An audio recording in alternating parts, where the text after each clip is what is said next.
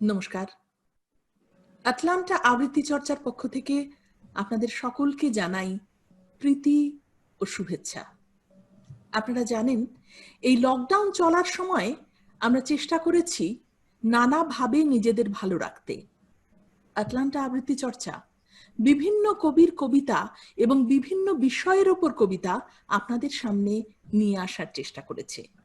আমাদের আজকের প্রযোজনায় রয়েছে বিদ্রোহী কবি সুকান্ত ভট্টাচার্যের কবিতা। খুব অল্প সময় এ কবি আমাদের মধ্যে ছিলেন। তার লেখনীর প্রতিভায় বাংলা সাহিত্যের যারা সেরা সাহিত্যিক, যারা সেরা কবি, তাদের মাঝখানে নিজের স্থান করে নিতে পেরেছিলেন কবি সুকান্ত ভট্টাচার্য। আটলান্টা আবৃত্তি চর্চার আজকের নিবেদন কবি সুকান্ত ভট্টাচার্যের কবিতা। আমাদের আজকের অনুষ্ঠান পরিচালনার ভার যার হাতে, তিনি হলেন সঞ্জীব দত্ত। সঞ্জীব দীর্ঘদিন ধরে আটলান্টা অঞ্চলের সমস্ত সাংস্কৃতিক কর্মকাণ্ডের সঙ্গে জড়িত। নাটক করতে পারে, আবৃত্তি করতে পারে। এছাড়াও সংস্কৃতির পৃষ্ঠপোষক সঞ্জীব দত্তকে আজকের অনুষ্ঠান পরিচালনার দায়িত্ব দিয়ে আমরা শুরু করলাম আমাদের আজকের অনুষ্ঠান। সঞ্জীব দত্ত। নমস্কার, স্বাগতম, ধন্যবাদ আমাদের আটলান্টা আবৃত্তি চর্চার অনুষ্ঠান দেখা ও শোনার জন্য। আজ যেমন সুকান্ত ভট্টাচার্য সম্বন্ধে কিছু বলবো, তার সাথেও আজ আমাদের শিল্পীদের সম্বন্ধেও কিছু বলতে চাই। বাংলা সাহিত্যের সমস্ত শ্রেষ্ঠ কবিদের মধ্যে একজন অন্যতম হলেন সুকান্ত ভট্টাচার্য। তিনি তার সীমিত জীবনকাল যা কিছু সাহিত্য সৃষ্টি করে গেছেন তা সত্যি এক কথায় অনবদ্য। তিনি মূলত দ্বিতীয় বিশ্বযুদ্ধ, মন্বন্তর, ফ্যাসিবাদ, আগ্রাসন ও সাম্প্রদায়িক দাঙ্গা প্রভৃতির বিরুদ্ধে সেই সময় কলম ধরেছিলেন। তার সমস্ত সাহিত্য কর্ম আজও প্রত্যেক বাঙালি পাঠকদের সমানভাবে মন কাড়ে। 15ই আগস্ট 1926 সাল, স্বাধীনতা দিবসের জাস্ট 21 বছর আগে সুকান্তের জন্ম। কলকাতার কালীঘাট অঞ্চলের অন্তর্গত 43 নম্বর মহিম হালদার স্ট্রিটে তার মামার বাড়িতে তার জন্ম। যদিও তার পৈতৃক বাড়ি ছিল ফরিদপুর জেলার উনিশিয়া গ্রামে। সুকান্তের বাবা নিবারণ ভট্টাচার্য এক গ্রন্থাগারের মালিক ছিলেন, আর মা সুনীতি দেবী এক গৃহবধূ। আজকে প্রথম কবিতা করবেন স্বপন বড়ুয়া। স্বপনের সম্বন্ধে ছোট্ট একটু কিছু বলি। জন্ম, বেড়ে ওঠা বাংলাদেশে, প্রাতিষ্ঠানিক লেখাপড়া পূর্ব ইউরোপে, কর্মসূত্রে বসবাস যুক্তরাষ্ট্রে 1997 থেকে। আর সেই সময় থেকেই আটলান্টায় স্বপন। ভালো লাগা, কবি শামসুর রহমানের ভাষায় বলা যেতে পারে, যা কিছু মানুষের প্রিয় অপ্রিয়, যা কিছু জড়িত মানব নিয়তির সঙ্গে, সে সব কিছুই আকর্ষণ করে তাকে। সুদূর সৌরলক, এই চরাচর, মানুষের মুখ, বাঁচার আনন্দ কিংবা যন্ত্রণা সব সময় বন্দনীয় মনে হয় আমার কাছে। শুনুন, এবার শুনি স্বপনের গলায় সুকান্তের এক কবিতা। ধন্যবাদ সঞ্জীব। আমি কবিতা যেটা পড়ছি সেটা হচ্ছে সুকান্তের রানার। পুরোটা পড়ছি না, অংশ বিশেষ পড়ছি। রানার ছুটেছে তাই ঝুমঝুম ঘন্টা বাজছে রাতে, রানার চলেছে খবরের বোঝা হাতে। রানার চলেছে রানার, রাত্রির পথে পথে চলে, কোনো নিষেধ জানে না মানার। দিগন্ত থেকে দিগন্তে ছোটে রানার, কাজ নিয়েছে সে নতুন খবর রানার। রানার চলেছে বুঝি ভোর হয় হয়, আরো জোরে রানার দুর্বার দুর্জয়। তার জীবনের স্বপ্নের মতো পিছে সরে যায় বন, আরো পথ বুঝি হয় লাল পূর্ব কোণ। কত গ্রাম কত পথ যায় সরে সরে, শহরে রানার যাবেই পৌঁছে ভোরে। হাতে লণ্ঠন করে ঠন ঠন, জোনাকিরা দেয় আলো, মাভৈ রানার এখনো রাতের কালো।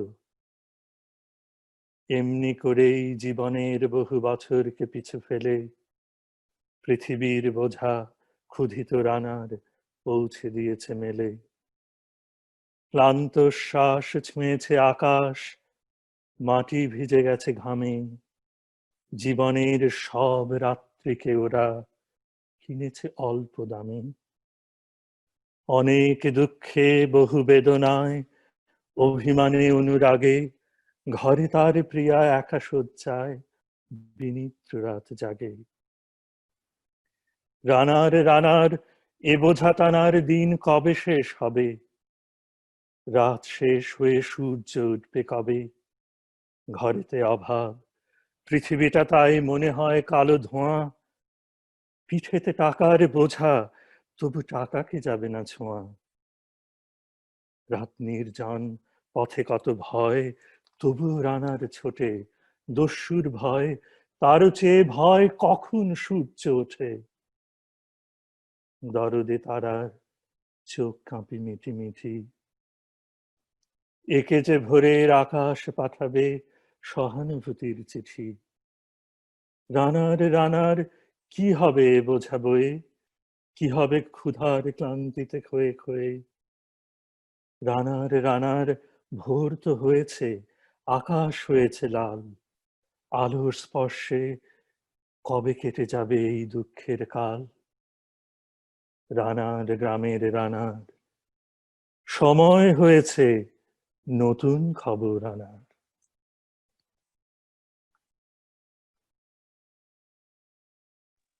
ধন্যবাদ স্বপন, খুবই ভালো লাগলো। রানার একটি কবিতা যেটা এতই প্রচলিত, মানে সবার মুখে মুখে আমরা ছোটবেলা থেকে শুনেছি, এবং এটা সুকান্তেরই লেখা, ওয়ান অফ দি মানে সবচেয়ে বোধহয় পপুলার কবিতা।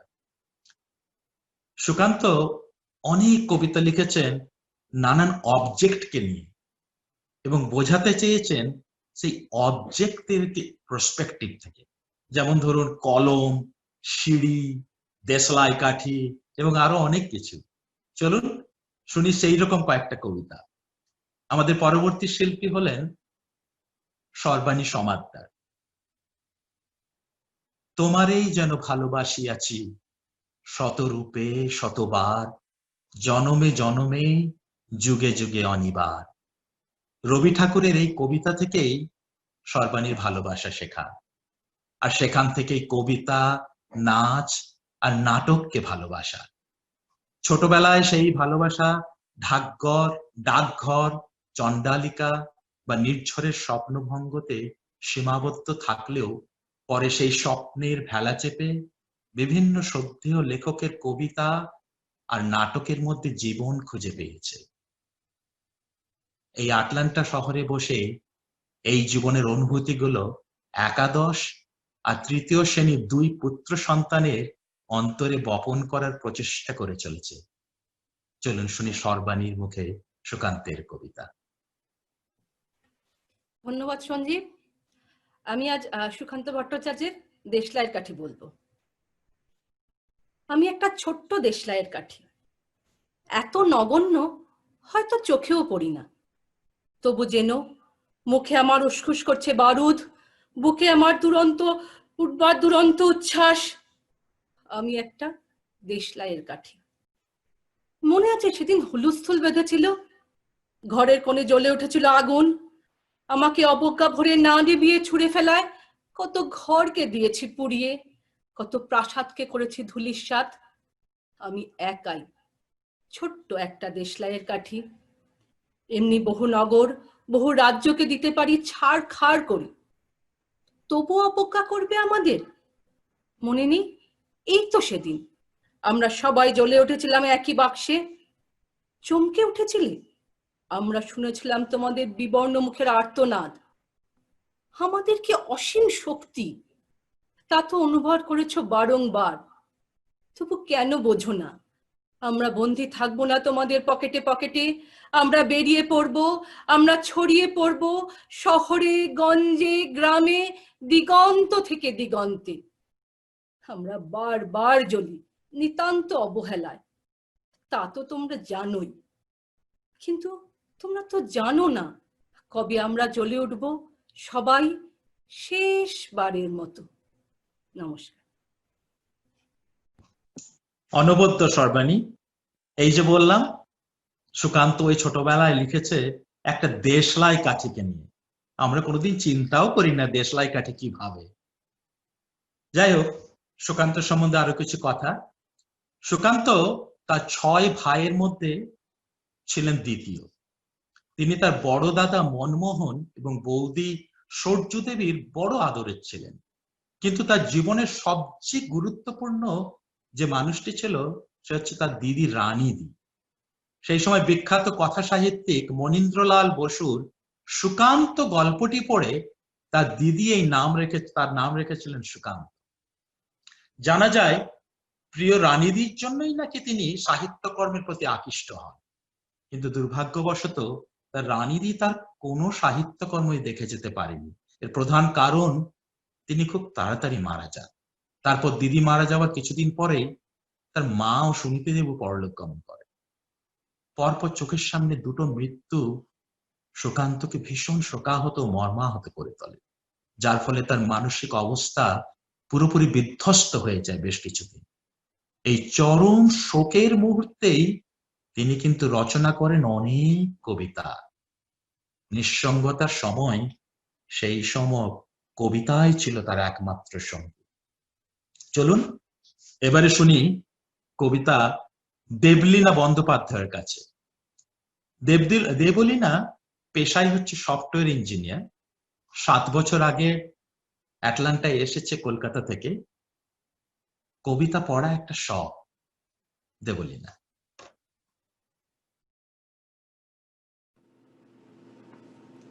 নমস্কার, আমি বলবো একটি মোরগের কাহিনী।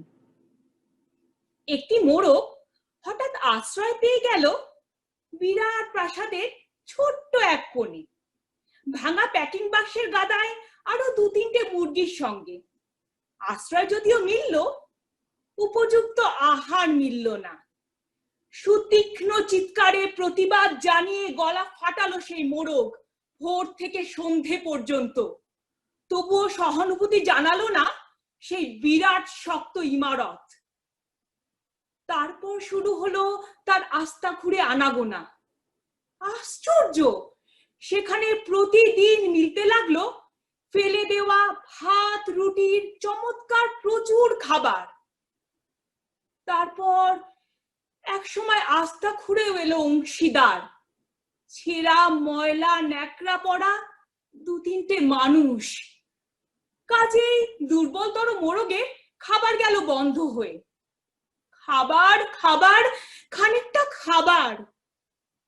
অসহায় মোরগ খাবারের সন্ধানে বারবার চেষ্টা করলো প্রাসাদে ঢুকতে।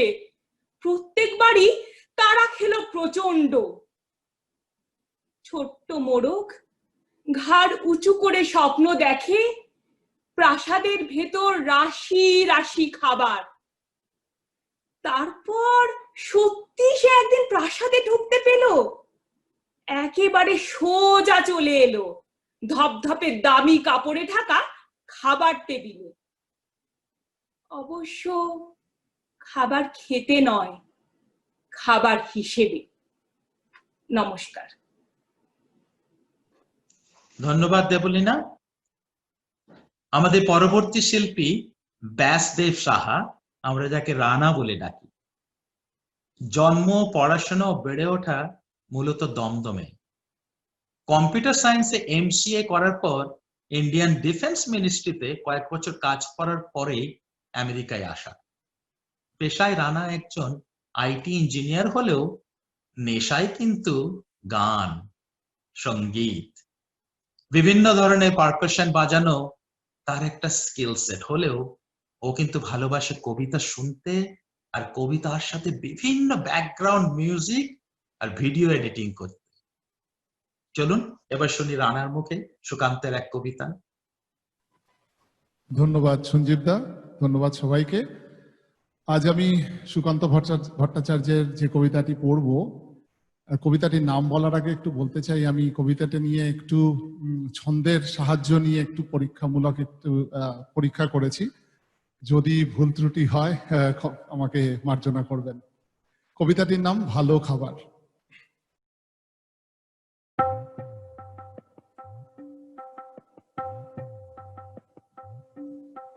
ধনপতি পাল তিনি জমিদার মস্ত, সূর্য রাজ্যে তার যায় না কো অস্ত। তার উপর ফুলে ওঠে কারখানা ব্যাংকে, আয়তনে হারালেন মোটা কোলা ব্যাংকে। সবার হুজুর তিনি সকলের কর্তা, হাজার সেলাম পান দিনে গড় পর্তা। সদাই পাহারা দেয় বাইরে সে পাই তার, কাজ নেই তাই শুধু খাই খাই বাই তার। এটা খান সেটা খান সব লাগে বিদ ঘুটে, টান মেরে ফেলে দেন একটু খাবার খুঁটে। খাদ্যে অরুচি তার সব লাগে তিক্ত, খাওয়া পেলে ধমকন শেষে অতিরিক্ত। দিন রাত চিৎকার আরো বেশি টাকা চাই, আরো কিছু তহবিলে জমা হয়ে থাকা চাই।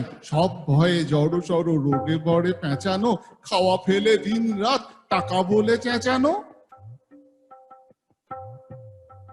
ডাক্তার কবিরাজ ফিরে গেল বাড়িতে, চিন্তা পাকালো জট নায়েবের দাড়িতে।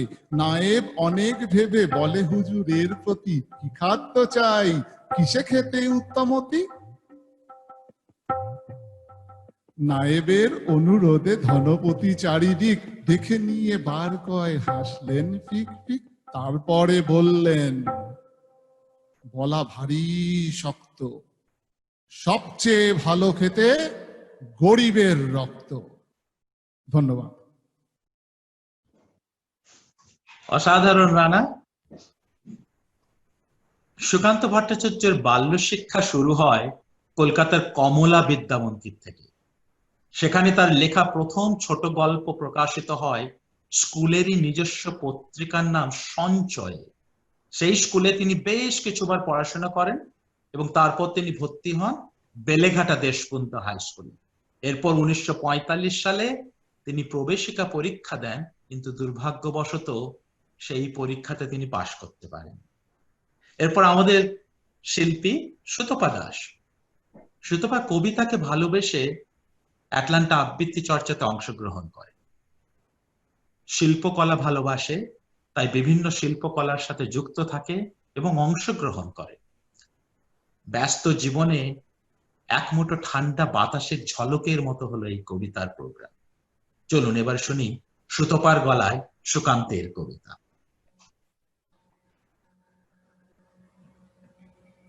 ধন্যবাদ সঞ্জিত। আমি পড়ব সুকান্ত ভট্টাচার্যের চারা গাছ।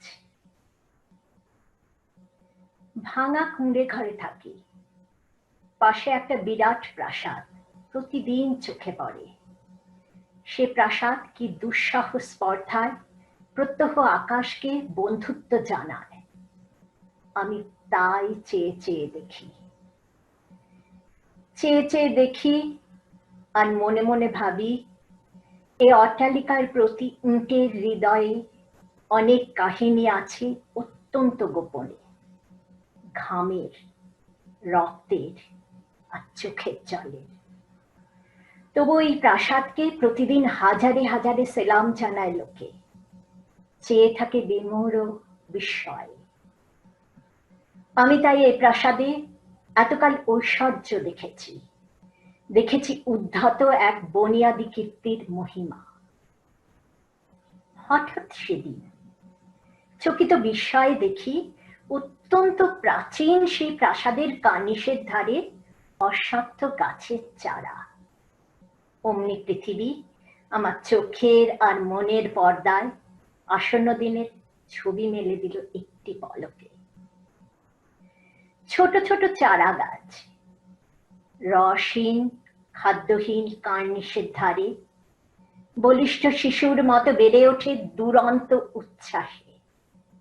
হঠাৎ চকিতে এই শিশুর মধ্যে আমি দেখি এক বৃদ্ধ মহিরুহ, শিকারে শিকারে আনে অবাধ্য ফাটল, উদ্ধত প্রাচীন সেই বুনিয়াদি প্রাসাদের দেহে।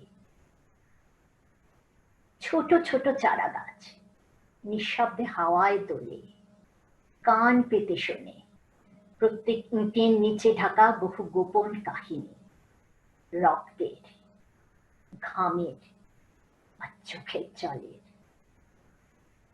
তাই তো অবাক আমি দেখি যত অস্বার্থ চারায় গোপনে বিদ্রোহ জমে, জমে দেহে শক্তির বারুদ, প্রাসাদ বিদীর্ণ করা বন্যা আসে শিকরে শিকরে। মনে হয় এসব অশ্বত্থ শিশুর রক্তের, ঘামের আর চোখের জলের ধারায় ধারায় জন্ম। ওরা তাই বিদ্রোহের দূত। নমস্কার। খুবই সুন্দর প্রতিভা। 1944 সালে সুকান্ত ভারতীয় কমিউনিস্ট পার্টির সদস্য হন। সেই বছরই আকাল নামক একটি সংকলন গ্রন্থ তিনি সম্পাদনাও করেন এবং সেখানেই শোষিত মানুষের কর্মজীবন, ভবিষ্যৎ পৃথিবীর জন্য সংগ্রাম, সমাজের দুর্দশাজনিত বেদনা এবং শোষণমুক্ত স্বাধীন সমাজের স্বপ্নপ্রবৃত বিষয় নিয়ে কবিতা লিখতে থাকে। তার সেই কবিতা সংকলন মানুষকে ভীষণভাবে সাহস ও অনুপ্রেরণা যোগায় রাজনৈতিক কর্মকাণ্ডে লিপ্ত হওয়ার জন্য। চলুন এবারে আমরা শুনি কবিতা সুপর্ণা বড়ুয়ার কাছে। সুপর্ণা বড় হয়েছে ঢাকায়, পড়াশোনা মস্কোতে, বসবাস অ্যাটলান্টাতে। দেখতে দেখতে 23 বছর হতে চললো অ্যাটলান্টাতে। সুপর্ণার বলছে, ভালোবাসি পিকাসো, বুনোয়েল, দান্তে, বিটলস, ডিলান আর বেথোভেন শুনতে। জানলার কোণে বসে উদাসী বিকাল দেখে ভালোবাসি এক মনে কবিতা পড়তে, মহিনের ঘোড়াগুলি। চলুন এবার শুনি সুপর্ণার গলায় সুকান্তের কবিতা। ধন্যবাদ সঞ্জীব। সুকান্ত ভট্টাচার্যের এই নবান্নে পড়ব আমি। এই হেমন্তে কাটা হবে ধান, আবার শূন্য গোলায় ডাকবে ফসলের বান। পৌষ পার্বণে প্রাণ কোলাহলে ভরবে গ্রামের নীরব শ্মশান। তবুও এ হাতে কাস্তে তুলতে কান্না ঘনায়, হালকা হাওয়ায় বিগত স্মৃতিকে ভুলে থাকা দায়। গত হেমন্তে মারা গেছে ভাই, ছেড়ে গেছে বোন, পথে প্রান্তরে খামারে মরছে যত পরিজন। নিজের হাতের জমি ধান বোনা বৃথায় ধুলোতে ছড়িয়েছে সোনা। কারোরই ঘরেতে ধান তোলবার আসেনি শুভক্ষণ। তোমার আমার ক্ষেত ফসলের অতি ঘনিষ্ঠ জন। এবার নতুন জোরালো বাতাসে জয়যাত্রার ধ্বনি ভেসে আসে, পিছে মৃত্যুর ক্ষতির নির্বাচন। এই হেমন্তে ফসলেরা বলে, কোথায় আপনজন? তারা কি কেবল লুকোনো থাকবে? অক্ষমতার গ্লানিকে ঢাকবে। প্রাণের বদলে যারা প্রতিবাদ করেছে উচ্চারণ, এই নবান্নে প্রতারিতদের হবে না নিমন্ত্রণ। ধন্যবাদ। অসাধারণ সুপর্ণা। আপনি যদি এটা ভেবে থাকেন যে সুকান্ত ভট্টাচার্য একজন শুধু কবি, আর কিছু লেখেননি কবিতা ছাড়া, তাহলে আপনার সেই ভাবনা কিন্তু একেবারে ভুল। কারণ তিনি কবিতা লেখার সাথে সাথেই বিভিন্ন গান, গল্প, নাটক এবং প্রবন্ধও রচনা করেছিলেন। মাত্র 11 বছর বয়সে তিনি রাখাল ছেলে নামে একটি গীতিনাট্য রচনা করেছিলেন, যেটা পরে হরতাল নামক বইতে সংকলিত হয়েছিল।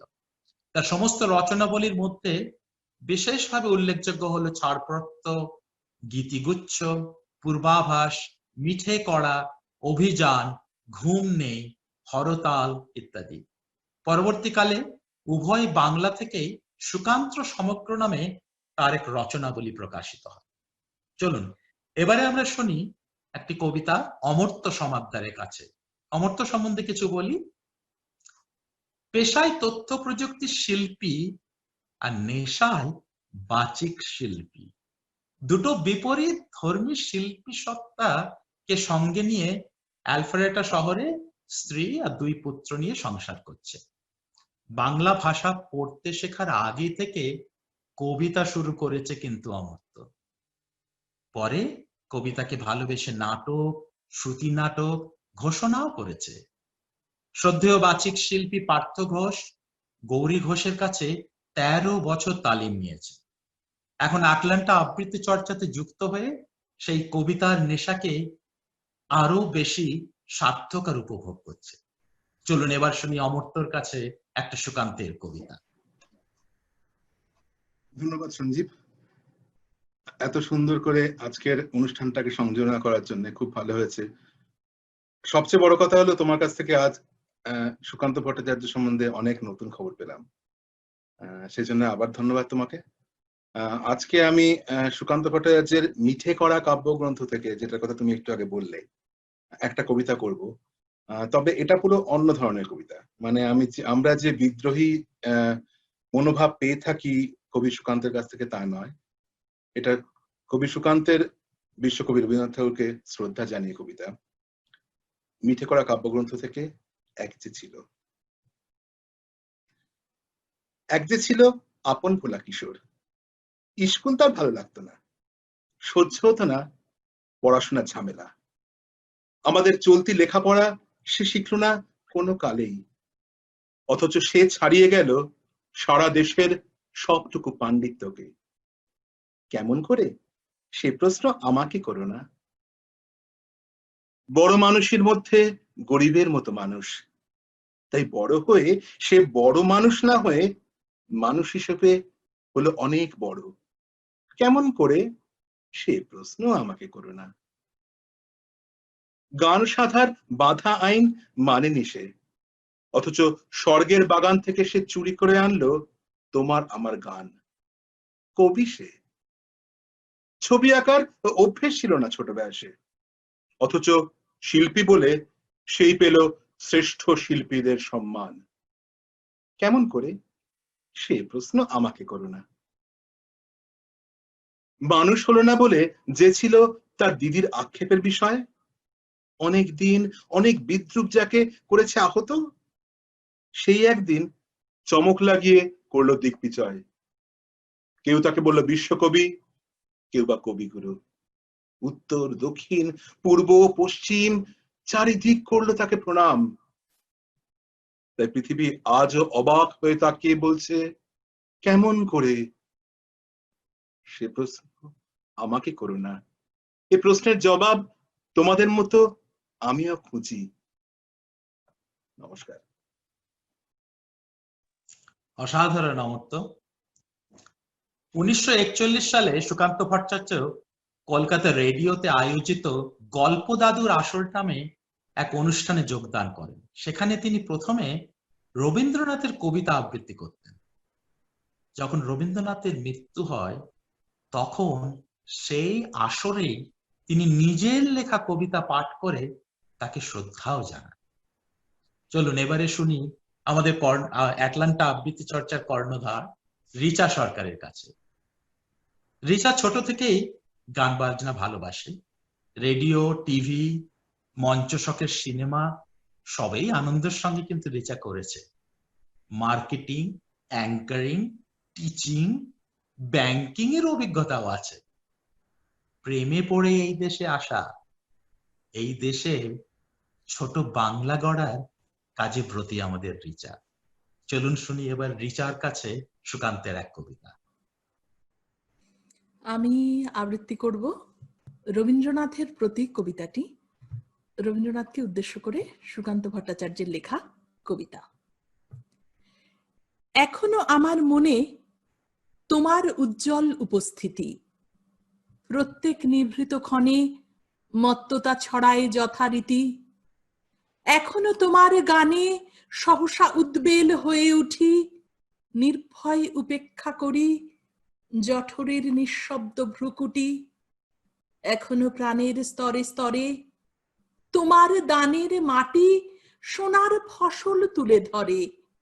এখনো স্বগত ভাবাবেগে মনের গভীর অন্ধকারে তোমার সৃষ্টিরা থাকে জেগে। তবুও ক্ষুধিত দিন গোপনে সাম্রাজ্য গড়ে তোলে, গোপনে লাঞ্ছিত হই হানাদারি মৃত্যুর কবলে। যদিও রক্তাক্ত দিন তবু দৃপ্ত তোমার সৃষ্টিকে এখনো প্রতিষ্ঠা করি আমার মনের দিকে দিকে।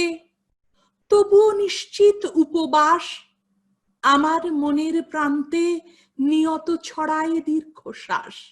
আমি এক দুর্ভিক্ষের কবি, প্রত্যহ দুঃস্বপ্ন দেখি মৃত্যুর সুস্পষ্ট প্রতিচ্ছবি। আমার বসন্ত কাটে খাদ্যের সারিতে প্রতীক্ষায়, আমার বিনিদ্র রাতে সতর্ক সাইরেন ডেকে যায়। আমার রোমাঞ্চ লাগে অযথা নিষ্ঠুর রক্তপাতে, আমার বিস্ময়ে জাগে নিষ্ঠুর শৃঙ্খল দুই হাতে। তাই আজ আমারও বিশ্বাস শান্তির ললিত বাণী শোনাইবে ব্যর্থ পরিহাস।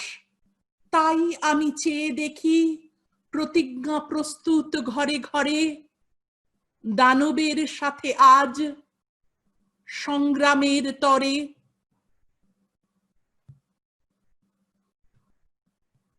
অসাধারণ রিচা। অনেক ধন্যবাদ। এতক্ষণ ধরে অনুষ্ঠানটি সুন্দরভাবে পরিচালনা করছে সঞ্জীব দত্ত। সঞ্জীব সম্পর্কে দু একটি কথা। সঞ্জীব ব্যক্তি জীবনে খুব সফল একজন মানুষ। 18 বছর বয়স থেকে সঞ্জীব এদেশে, দীর্ঘ 35 বছর হয়ে গেল এদেশে। এখানেই পড়াশোনা করেছে, উচ্চশিক্ষা এদেশে। বিভিন্ন কোম্পানির উচ্চ পদে আসীন ছিল। গত 10 বছর ধরে সঞ্জীব তার বাঙালি শিল্পপতি ইউএসএ তে যারা রয়েছেন অনেকেই তাদের সম্বন্ধে জানতে চান। সঞ্জীব কিন্তু একজন বাঙালি শিল্পপতি, যিনি প্রায় 350 লোককে কর্মসংস্থান করে দিয়েছেন তার নিজস্ব কর্মসূত্রে। তো আমরা নিঃসন্দেহে সঞ্জীবের জন্য গর্বিত। ভালোবাসে কবিতা, ভালোবাসে অভিনয়। 29 বছর ধরে বিবাহ সূত্রে, শান্তিপূর্ণ বিবাহ সূত্রে আবদ্ধ আমাদেরই বন্ধু আরেক গুণী শিল্পী সোমা দত্তর সঙ্গে। সুকন্যা, অলিভিয়া, সে নিজেও শিল্পী। সঞ্জীব, তোমাকে অনুরোধ করব আমাদের মধ্যে আবৃত্তি করার জন্য। ধন্যবাদ রিচা।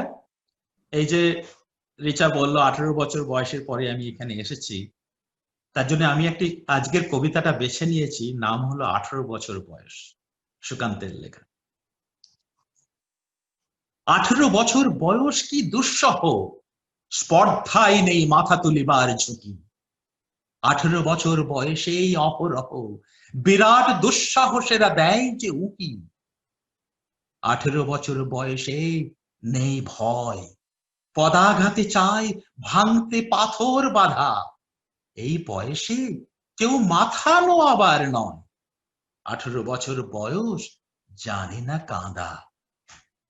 এ বয়স জানে রক্তদানের পুণ্য, বাষ্পের বেগে স্টিমারের মতো চলে। প্রাণ দেওয়া নেওয়া ঝুলিটা থাকে না শূন্য, শপে আত্মাকে শপথের কোলাহলে। 18 বছর বয়স ভয়ঙ্কর, তাজা তাজা প্রাণে অসহ্য যন্ত্রণা। এ বয়সে প্রাণ তীব্র আর প্রখর, এ বয়সে কানে আসে কত মন্ত্রণা। 18 বছর বয়স যে দুর্বার, পথে প্রান্তরে ছোটায় বহু তুফান। দুর্যোগে হাল ঠিক মতো রাখা ভার, ক্ষত বিক্ষত হয় সহস্র প্রাণ। 18 বছর বয়সে আঘাত আসে অবিশ্রান্ত, একে একে হয় জড়। এ বয়স কালো লক্ষ দীর্ঘশ্বাসে, এ বয়স কাঁপে বেদনায় থর থর।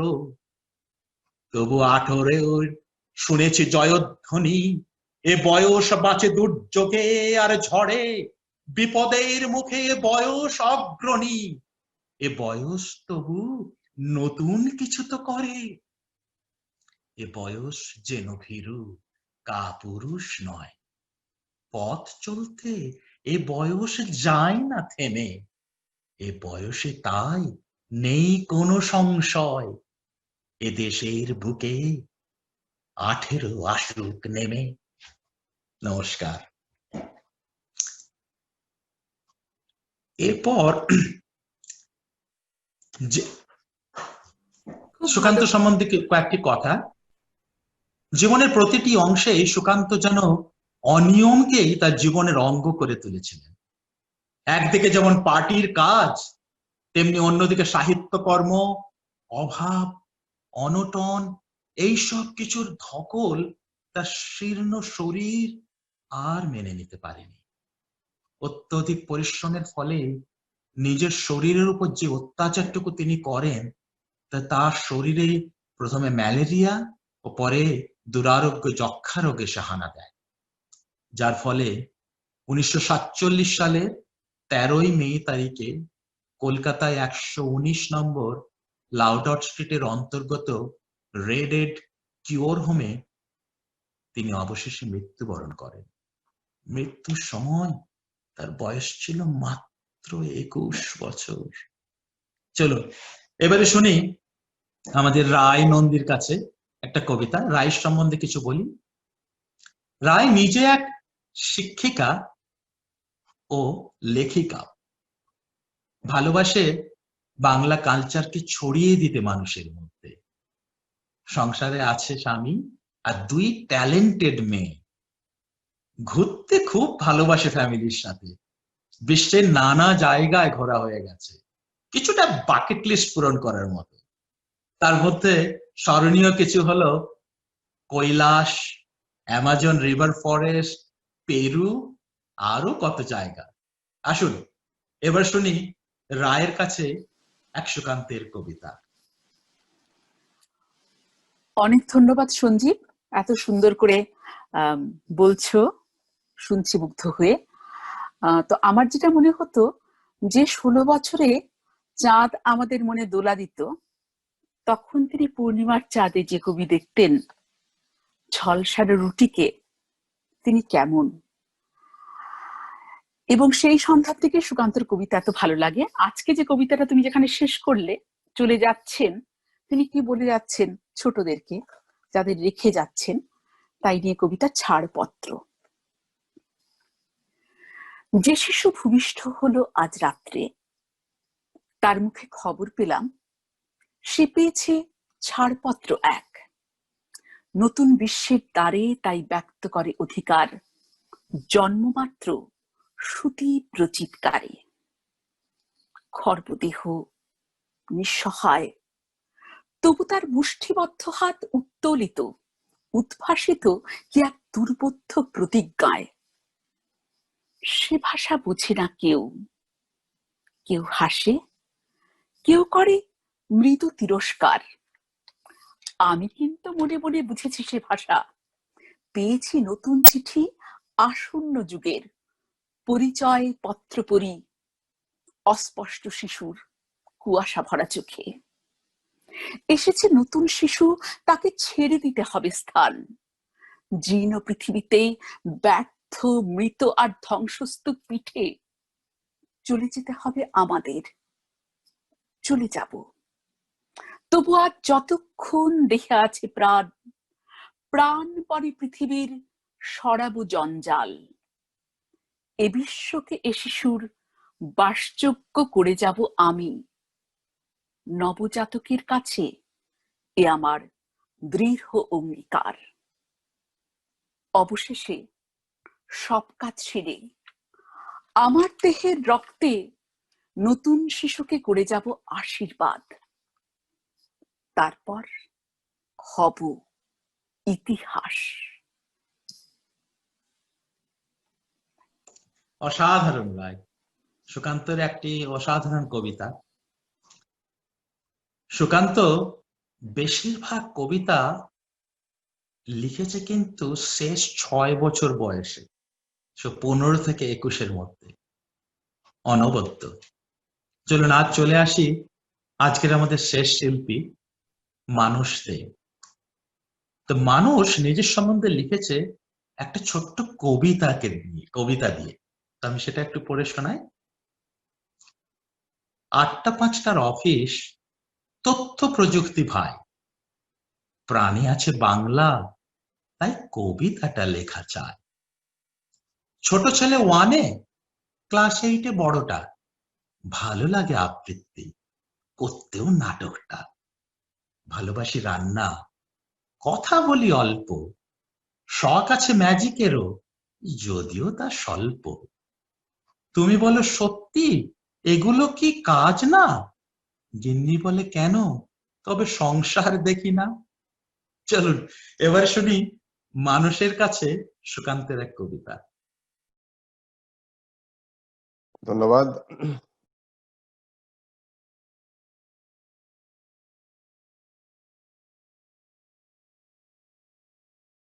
ধন্যবাদ। আজকে যে কবিতাটা করতে চলেছি সেটা হলো প্রিয়তমাশো।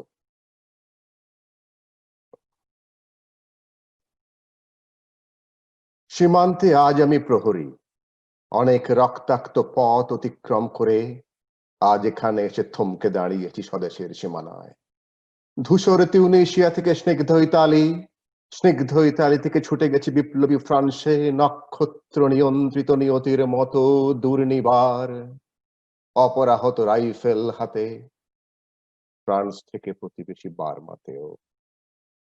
আজ দেহে আমার সৈনিকের কড়া পোশাক, হাতে এখনো দুর্জয়ের রাইফেল, রক্তে রক্তে তরঙ্গিত জয়ের আর শক্তির দুর্বহ দম্ভ। আজ এখন সীমান্তের প্রহরী আমি। আজ নীল আকাশ আমাকে পাঠিয়েছে নিমন্ত্রণ, স্বদেশের হাওয়া বয়ে এনেছে অনুরোধ, চোখের সামনে খুলে ধরেছে সবুজ চিঠি। কিছুতেই বুঝি না কি করে এড়াবো তাকে, কি করে এড়াবো এই সৈনিকের কড়া পোশাক। যুদ্ধ শেষ, মাঠে মাঠে প্রসারিত শান্তি, চোখে এসে লাগছে তারই শীতল হাওয়া। প্রতি মুহূর্তে শ্লথ হয়ে আসে হাতের রাইফেল, গা থেকে খসে পড়তে চায় এই কড়া পোশাক। রাত্রে চাঁদ ওঠে, আমার চোখে ঘুম নেই। তোমাকে ভেবেছি কতদিন, কত শত্রুর পদক্ষেপ শোনার প্রতীক্ষার অবসরে, কত গোলা ফাটার মুহূর্তে, কতবার অবাধ্য হয়েছে মন যুদ্ধ জয়ের ফাঁকে ফাঁকে, কতবার হৃদয়ে জ্বলেছে অনুশোচনার অঙ্গারে তোমার আর তোমাদের ভাবনায়। তোমাকে ফেলে এসেছি দারিদ্র্যের মধ্যে, ছুঁড়ে দিয়েছি দুর্ভিক্ষের আগুনে, ঝড়ে আর বন্যায়, মারি আর মড়কের দুঃসহ আঘাতে, বারবার বিপন্ন হয়েছে তোমাদের অস্তিত্ব। আর আমি ছুটে গেছি এক যুদ্ধক্ষেত্র থেকে আর এক যুদ্ধক্ষেত্র। জানি না আজও আছো কি নেই, দুর্ভিক্ষে ফাঁকা আর বন্যায় তলিয়ে গেছে কিনা ভিটে, জানি না তাও। তবু লিখছি তোমাকে আজ, লিখছি আত্মম্ভর আশায় ঘরে ফেরার সময় এসে গেছে। জানি আমার জন্য কেউ প্রতীক্ষা করে নেই মালায় আর পতাকায়, প্রদীপে আর মঙ্গল ঘটে। জানি সংবর্ধনা রটবে না লোকে মুখে, মিলিত খুশিতে মিলবে না বীরত্বের পুরস্কার। তবু একটি হৃদয় নেচে উঠবে আমার আবির্ভাবে, সে তোমার হৃদয়। যুদ্ধ চাই না আর, যুদ্ধ তো থেমে গেছে। পদার্পণ করতে চায় না মন ইন্দোনেশিয়ায়। আর সামনে নয়, এবার পেছনে ফেরার পালা। পরের জন্য যুদ্ধ করেছি অনেক, এবার যুদ্ধ তোমার আর আমার জন্যে। প্রশ্ন করো যদি এত যুদ্ধ করে পেলাম কি? উত্তর তার তিউনেশিয়ায় পেয়েছি জয়, ইতালিতে জনগণের বন্ধুত্ব, ফ্রান্সে পেয়েছে মুক্তির মন্ত্র, আর নিষ্কণ্টক বার্মায় পেলাম ঘরে ফেরার তাগাদা। আমি যেন সেই বাতিওয়ালা যে সন্ধ্যায় রাজপথে পথে বাতি জ্বালিয়ে ফেরে, অথচ নিজের ঘরে নেই যার বাতি জ্বালার সামর্থ্য। নিজের ঘরেই জমে থাকে দুঃসহ অন্ধকার। অসাধারণ মানুষ। এই কবিতাটা যত শুনি ততই ভালো লাগে, আর তুমি অসাধারণ করেছো। Thank you. তো আজকে আমাদের সুকান্তের এই ছোট্ট প্রোগ্রামটি এখানেই শেষ হলো। যারা আমাদের প্রোগ্রাম দেখেন এবং শোনেন তাদেরকে আমাদের অজস্র ধন্যবাদ। নমস্কার।